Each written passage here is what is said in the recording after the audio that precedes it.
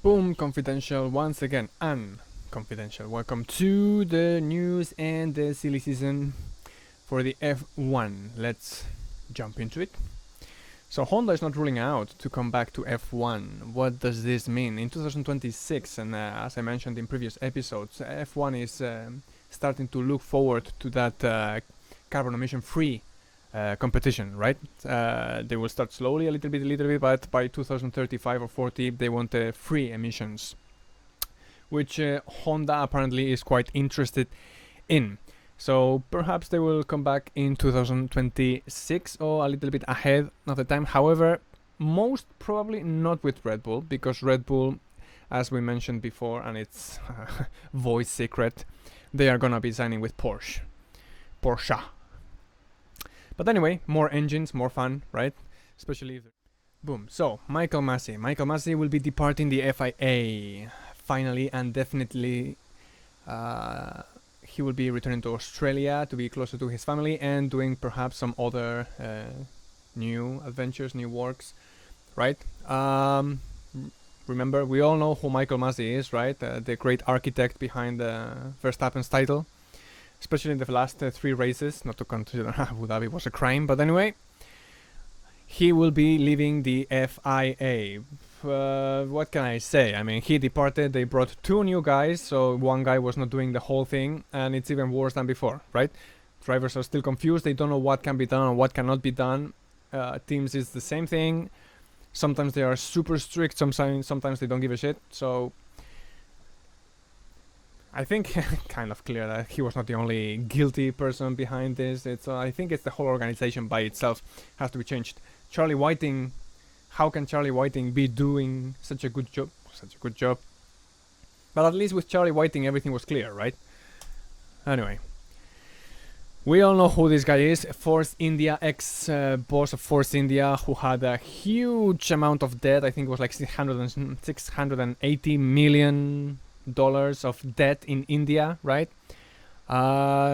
He fled India to be as a refugee in the UK, but apparently now he has been sentenced for 4 months of prison, which I don't think he will go because he is in theory rich once again. So yeah, apparently he didn't disclose some assets when they were investigating something, and the jury or the judge lost the patience and sentenced him to prison. Not very related with F1, but anyway, it's kind of interesting to have that. Colton Herta, he was doing a test in Portimao, I think it was, with McLaren, the last year's McLaren, and looks like he was quite happy with the car. McLaren were quite happy with him.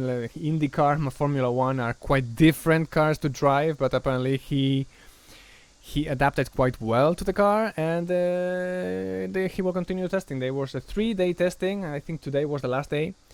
So yeah, before returning to IndyCar.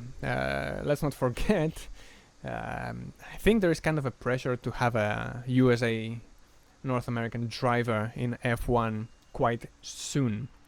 Either with the new team that might be coming if the rest of the teams approve the Andretti F1, right? And if not, perhaps in McLaren, since they belong to McLaren Arrows, right? Him, Howard, and the recently signed Alex Palou.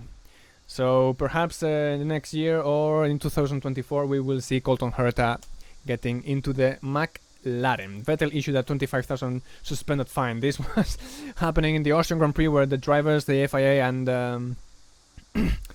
I think yes, the FIA, well, they were gathering right in those briefings or whatever, and looks like they were discussing some issues or something, and let Vettel saw no point, got quite of lost his patience and left the room quite simply. Apparently, according to the standards of the FIA, you cannot do that.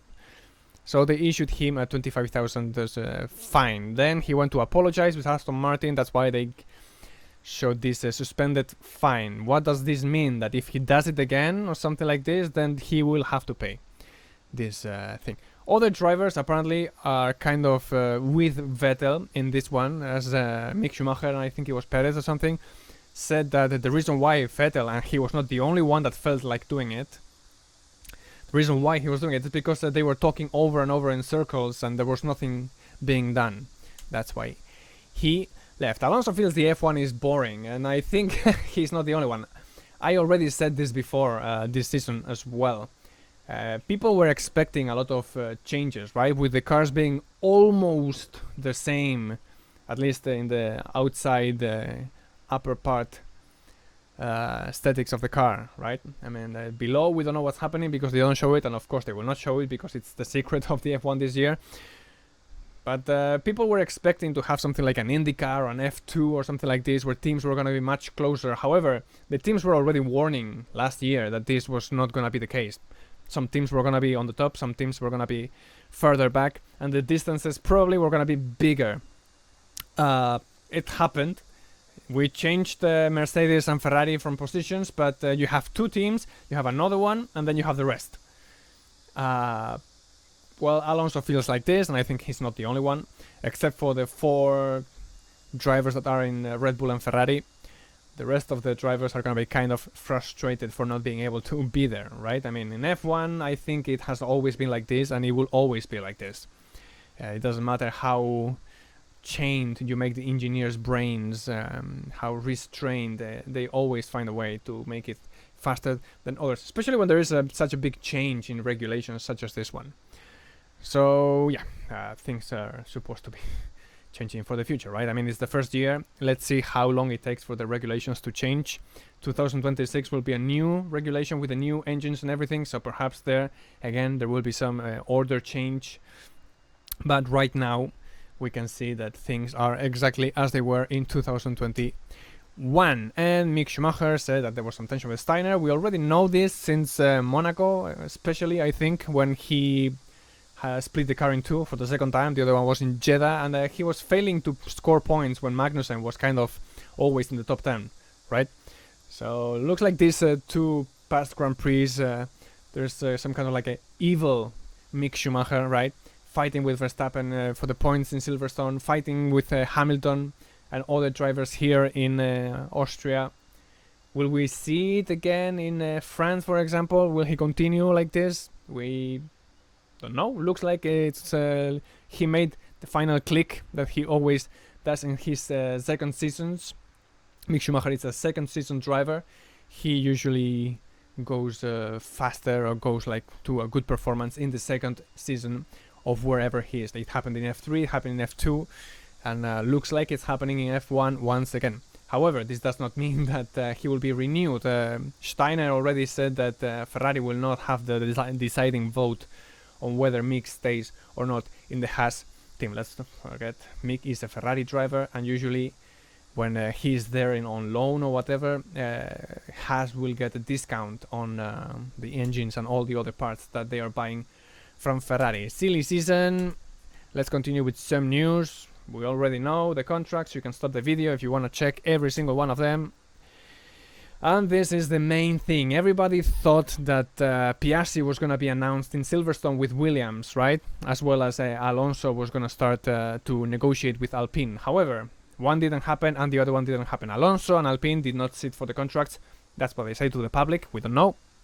But apparently, after Hungary, when we have the summer break of almost 1 month, they will start talking to see if they want to continue. Looks like Alonso now wants to continue, and Alpine looks like they need an experienced driver as Alonso to develop the car. So what's going to happen? Either Alonso is earning like $20 million or euros every year in Alpine.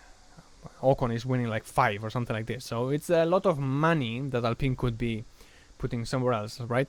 Perhaps rehiring Ricciardo, which is much cheaper. Something like this. What's gonna happen? Well, this is the main thing that we are seeing right here. Piastri might not be interested in going to Williams, as Webber, which is his manager, or his company is the manager of Piastri, is trying to make it go into McLaren instead of Daniel Ricciardo.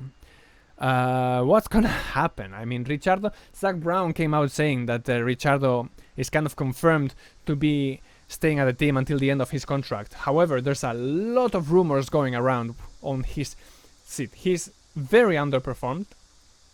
The expectations of him were kind of high. to improve what Carlos Sainz was doing with Norris, and it's happening quite the opposite, right? Norris is in front of him, and Ricciardo is having a really tough time trying to control that McLaren. He cannot drive the way he wants it, so he cannot go as fast as he wants. So staying together if things don't change doesn't make a lot of sense, to be honest. So there are a lot of people that might be interested in going to that McLaren. Gasly was one of them, but apparently the door was closed, so he stayed in AlphaTauri, trying to see if he can jump to a car that is Mercedes for 2024, because Hamilton and Russell finished the contract in 2023, and Hamilton might retire from F1 next year.